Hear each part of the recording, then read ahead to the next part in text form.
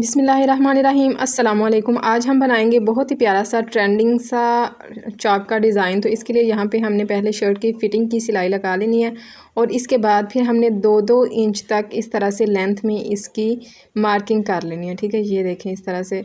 अब यहाँ पे हमने इसको डाउन रखना है। डाउन यहाँ से तकरीबन हमने इसको 1.25 इंच तक या 1 इंच तक रखना है। और जो हमारी सिलाई है ना, सिलाई से हमने 1/2 इंच तक जो है वो मार्जिन इसका नीचे रख के फिर इसकी हमने कटिंग करनी है। बिल्कुल सिलाई के साथ इसकी कटिंग हमने नहीं करनी। और जब हमने इसकी लेंथ की कटिंग करनी है तो यहाँ से भी तकरीबन 2 पॉइंट का इसका मार्जिन जो है वो रख लीजिएगा।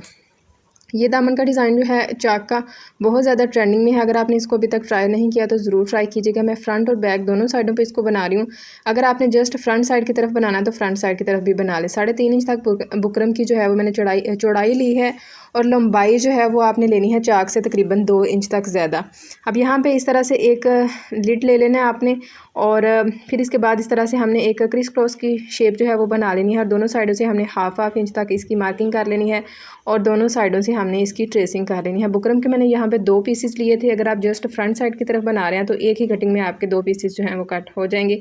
अगर आपने फ्रंट और बैक दोनों साइडों पे बनाना है तो फिर इस तरह से दो दफ़ा आप इसकी मार्किंग कर लीजिएगा या इसी को रख के दूसरी साइड का पैटर्न जो है वो कट कर लीजिएगा। अब यहाँ पे देखिए जो साइड से इसका फैब्रिक निकला था, माजरत बुकरम निकली थी ना, उसको मैंने चिपका लिया और ऊपर की तरफ इस तरह से मैंने 1/2 इंच की एक पट्टी सीधी लगा लिया ताकि चाक से जो है वो बिल्कुल अच्छे से सिक्योर हो जाए हमारा फैब्रिक। अब यहाँ पे हमने छोटे छोटे से कट्स लगा लेना है। ख्याल रहे कि आपकी बुकरम ना कट हो, बाकी आपने ये वाले कट्स जो हैं वो डीप लगाने हैं। अब इसको कलफ वाला पानी लगा के अच्छे से हमने प्रेस कर लेना है। लेस पे हमने छोटे छोटे से कट्स लगा लेने हैं ताकि ये जो इसकी राउंड शेप है ना, इसमें अच्छे से एडजस्ट हो जाए। लेस की सीधी साइड मैंने नीचे की तरफ रखी है और जहाँ पे एक्स्ट्रा फैब्रिक के ऊपर हमने ये वाली जो क्रिस क्रॉस की शेप बनाई है इसको पेस्ट कर लेना है। और गंजा हमने यहाँ पे डबल लिया है और यहाँ पे अब हमने इसको जो है वो और गेंजा के ऊपर प्रेस कर लेना है। एक साइड जो है वो हमने फोल्ड करके प्रेस कर लिया है और दूसरी जो है उसको हमने और गेंजा के साथ स्टिच करने के बाद कट करके फ्रंट साइड की तरफ इस तरह से फोल्ड कर लेना। अब यहाँ पे देखिए इसका मार्जिन जो है वो मैंने 1 इंच तक रखा है।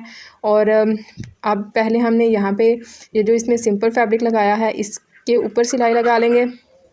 फिर इसके बाद हमने यहाँ पे लेस वाले हिस्से के साथ इसको अटैच करके तो इस पर हमने सिलाई लगा लेनी है। अगर आप बिगनर हैं, आपको लगता है कि आपसे ऑर्गेन्जा वाला फैब्रिक जो है वो स्लिप हो जाएगा, आप यहाँ पे कोई भी ग्लू लगा के ऑर्गेन्जा का फैब्रिक जो हमने शर्ट के साथ अटैच करना है 1 इंच का गैप दे के इसको जो है वो सिक्योर कर सकते हैं।